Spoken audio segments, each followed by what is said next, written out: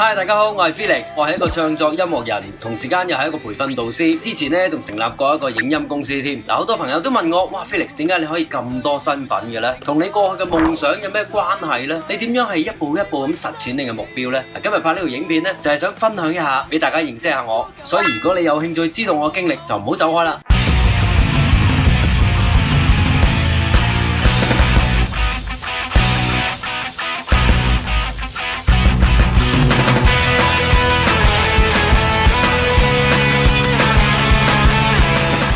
我係一個土生土長嘅香港人，細個咧喺學校咧都係一個怕醜仔嚟噶，從來都好少講嘢噶，只係得兩個興趣，一個咧就中意音樂，另一個咧就中意參加童軍活動。我阿爸同我阿哥都係音響發燒友。睇唔睇到啊？啲人真係浮晒喺你前面，所以細個我就好中意聽歌同埋唱歌，日唱夜唱好鬼煩嘅。同埋因為我細個冇時停，所以我阿媽咧就捉咗我去玩童軍，希望我接觸野外訓練，可以學下自立同紀律。而奇妙嘅係，我第一個夢想就喺呢個時候開始啦。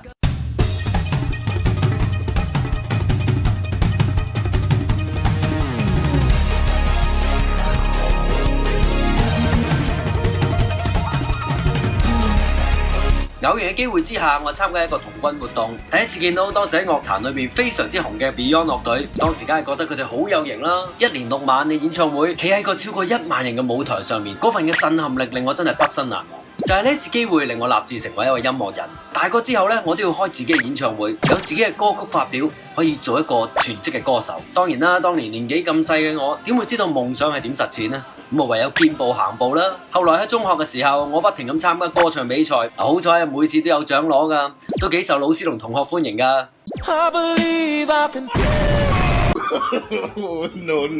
所以慢慢呢，我就習慣咗喺舞台上面表演，而且越嚟越中意唱歌添。畢咗業之後，我梗係想繼續去實踐夢想啦。但係原來呢條路比我想象中係更難，崎嶇100倍。我曾經去做過唔同嘅工作啦，我試過去二手影音店做 sales 啦，去過做救生員啦，去過派傳單啦，做過好多唔同嘅兼職。但係放咗工之後，我仍然都堅持住呢個夢想嘅，不停去參加唔同嘅公開比賽，例如以前參加過華星嘅新秀比賽啦。誰人在每晚找開心，拉拉扯扯，偷偷摸摸的鬼魂。又去過電視台參加藝員訓練班。我本身咧從事藝術工作已經好多年㗎啦，無論係電影或者電視都有好豐富嘅演出經驗，咁導致到我咧係能歌善舞㗎。仲試過將自己第一首作嘅歌曲不停去寄去唔同嘅唱片公司，結果都係失望而回啊！Oh no！人生就係咁奇妙噶啦，當你不停去堅持嘅時候，總會有人睇到噶。仲好記得我將自己第一首作嘅歌曲錄咗喺柄錄音帶裏邊，寄咗去電台俾節目嘅主持，竟然電台打電話翻嚟話聽過歌曲，好想同我做一個訪問。機會嚟啦，機會！好啦！哇！當時我梗係瞓唔着啦，連續1個禮拜嘅興奮到不得之了啊！呢個呢，就係我人生第一次上電台嘅訪問啦，而家我仲 keep 住個錄音㗎。當時去咗琴行工作，組織咗我第一隊樂隊，開始有機會公開演出，亦都開始有機會收錄一啲雜感唱片。嗰陣時我以為我夢想終於可以萌芽啦，但係成功又點會咁簡單呢？ Will you struggle? Yeah, you will struggle, no way around it. You will fall many times, but who's counting? Just remember.There's no such thing as a smooth mountain. 當我抱住好興奮嘅心情，放工又可以去夾 band， 可以玩音樂嘅時候，大概過咗3年嘅時間，我哋嘅樂隊就解散咗。舊日的知心好友，何日再會？與此同時，當時因為我嘅大意，令到我冇咗呢份工作，俾人炒咗魷魚。Oh no！所以當時我真係非常之失望同埋絕望，真係唔知點算，究竟我再點樣行呢條路落去呢？但係正如我所講，夢想嘅路係崎嶇嘅，有落當然有上啦。就喺呢個時候，我參加咗第一個關於作曲嘅比賽。當時華納唱片舉辦咗一個唱作人音樂比賽，我用咗2個星期去準備呢個比賽，印製咗自己嘅 demo 啦，將自己嘅歌曲咧帶去現場送俾觀眾。到最後其實我都入唔到圍嘅，不過當時嘅唱片監製可能見到呢份熱誠，就決定同我簽約。我就成為咗1年嘅華納唱片創作人啦，亦都真真正正開始咗我呢個音樂路。之後我去咗一間音響公司工作，日頭就打工，夜晚就繼續創作，過住一啲好充實嘅生活。不過年青就係咁噶啦，心紅就咩都想試。打咗2年工之後，我就決定同朋友一齊去創業。不過可能當時自己創業嘅經驗唔夠，一心都係諗住揾多啲錢可以繼續做音樂，所以唔夠1年時間，翻轉頭去打工。當時都覺得有啲無奈啊，係咪應該繼續堅持落去呢？就喺我咁失落嘅時候，有位朋友同我講：Felix， 我哋個團體咧需要一首主題曲，俾我哋關於一個青少年嘅訓練活動，你會唔會試下？當時我都係好猶豫嘅情況底下，我朋友鼓勵我就話：你唔試過，你又點知呢？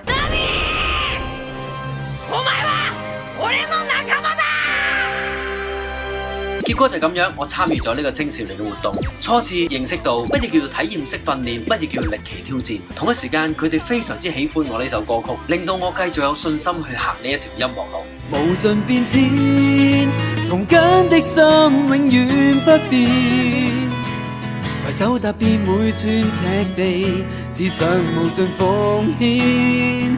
2008年，我推出咗第一張個人唱片，仲好記得當時日頭去返工，夜晚做 part time， 假日就去錄音，不眠不休。而且咧開咗一個慈善音樂會，將所有嘅收益咧都捐咗俾呢個慈善機構。一來好想答謝呢個機構一直咁支持我，同一時間我覺得音樂嘅力量如果能夠幫到人嘅話，係更加有價值。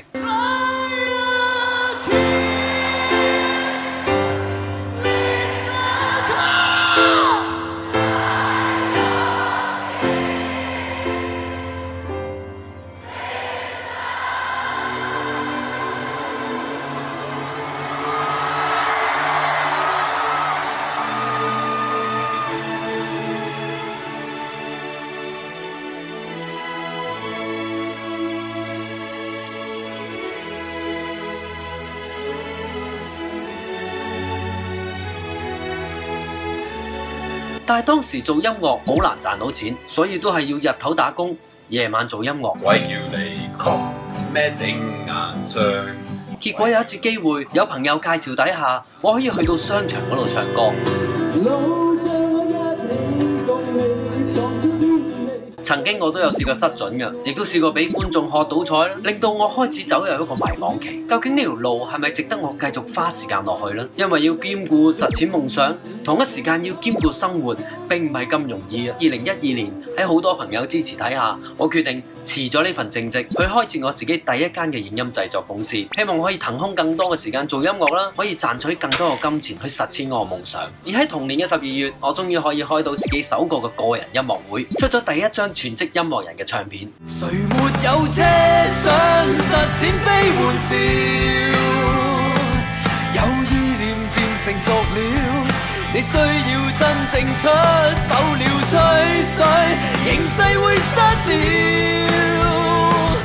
扮醞釀卻拖久了，大概6歲都知道慢了。2012年嘅年尾，我會再開一次個人音樂會，到時唱唔同歌俾大家聽，希望你哋到時嚟支持。仲好記得當時嘅場面，每一個觀眾嘅掌聲，每一個吶喊聲，我都歷歷在目。已行得太慢，這剎那回想都感驚嘆，再奮鬥重新將這生每一環無悔地刻畫。路上我一起共你闖出天地，在成敗裏我能照出了自己。喺之後1年推出咗我第3張唱片，亦都攞咗電台嘅新晉歌手獎。多聲抒發樂與悲，都可平衡心理，將英倫搖滾比美國，在店鋪試聽，暢快行樂，相愛就埋連續聽，幾百次識背，如何獨奏漸也學會，再演出跟隊友幹部。當時我認為我終於真真正正可以加入到呢個樂壇，去發表我嘅音樂，去尋找一啲欣賞我嘅樂迷。但係呢個時候我明白到，原來咁多年嘅努力，淨係專注喺音樂係唔夠嘅，要成為一個知名嘅歌手，仲有好多好多商業嘅因素、商業嘅因素、商業嘅因素、商業嘅因素、商業嘅因素。咁多年嚟都淨係識唱歌，淨係識表演，從來都唔識點去宣傳自己。 All right, that's all right. 亦都唔識點用一個商業嘅角度去諗音樂呢樣嘢。再加上當時因為同朋友一啲爭拗，自己好唔成熟咁去處理，令到我同朋友反咗面啦。玩嘢係嘛？冇嘢，唔好意思，大佬啊！你玩嘢我同你玩啊！唔係，大家好兄弟好唔好啊？好兄弟喂，我食神啦，咪睇下面啦，大家喂，對唔住，唔好意思啊，真係。覺得自己過去嘅努力都會白費啦。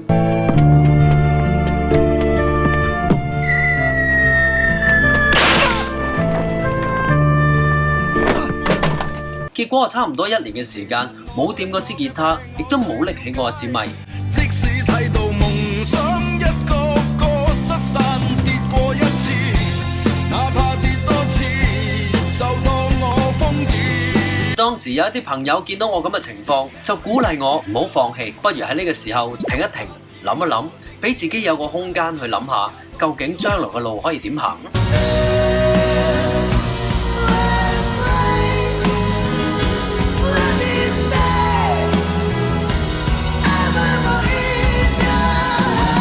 亦都係嗰陣時候，我有機會遇到一班外展教練嘅朋友，佢哋知道我曾經接觸過體驗式培訓，亦都知道我好有興趣。佢哋同我講 Felix， 你有冇興趣做一位歷奇教練，做一位培訓導師，可以幫助他人成長啊？當時我諗，真係得咩？我而家真係意志消沉，做咩都冇晒心機，好似過去咁多年嘅努力都白費咗。但係當時我記得我朋友同我講過一句說話，唔試過又點知呢？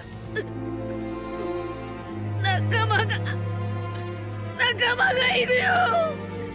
うちには仲間がいる。すぐ相手。あいつらに会いてえよ。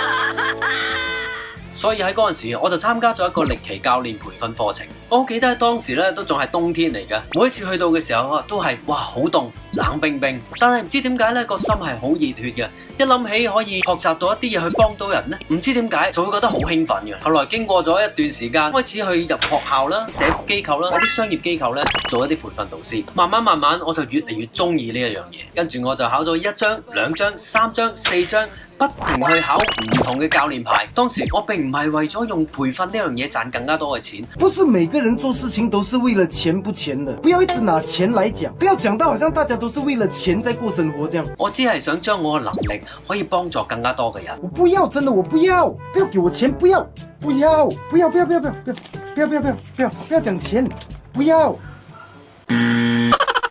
亦都係因為體驗式培訓工作，令我重燃翻我自己嘅信心。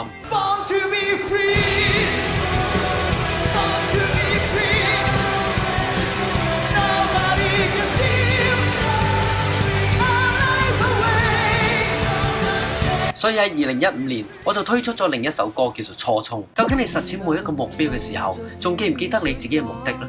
而我因為體驗式培訓可以揾翻我嘅核心價值，所以我就創作咗呢一首歌，亦都係同一年推出咗我第4張嘅唱片。仲好記得當時嘅唱片發佈會有好多支持者嚟到，最感動嘅係原來一直支持我嘅朋友，佢哋都冇放棄過我。咁點解我要放棄我自己呢？之後嗰幾年，我不停去參與唔同嘅極限挑戰，例如有洞穴探索啦、潛水啦、單車環島挑戰啦、滑雪啦，所有我喜歡嘅嘢，我都會全程投入去參與。亦都係因為咁，我增強翻我嘅信心，我嘅音響生意越嚟越好，歌曲亦都越嚟越多人認識，有機會咧成為電視節目嘅插曲，成為音響節目嘅主持，成為音響展覽嘅宣傳大使。所以喺咁多年實踐夢想嘅過程當中，我學識咗好多嘅道理。對我哋自己中意做嘅嘢，一定要有熱情啦，要不停揾唔同嘅可能性，做唔到再嚟過，做唔到再嚟過，而且亦都唔可以淨係為咗自己，要願意付出。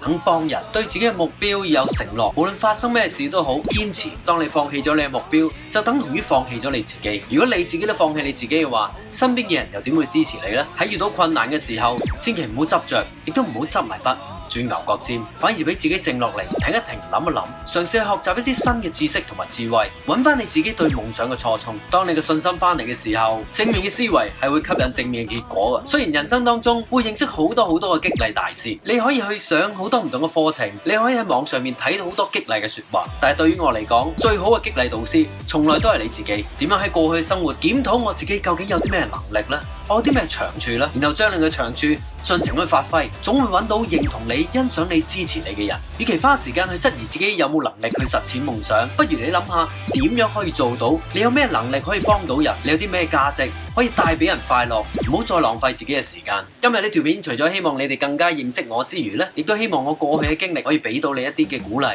無論喺香港而家我哋遇到嘅挑戰，或者我哋嘅生活都大受影響，我哋希望大家唔好放棄。只要你堅持落去，你總會見到出路嘅。喺嚟緊嘅日子，我將會拍攝更加多關於實踐夢想嘅主題。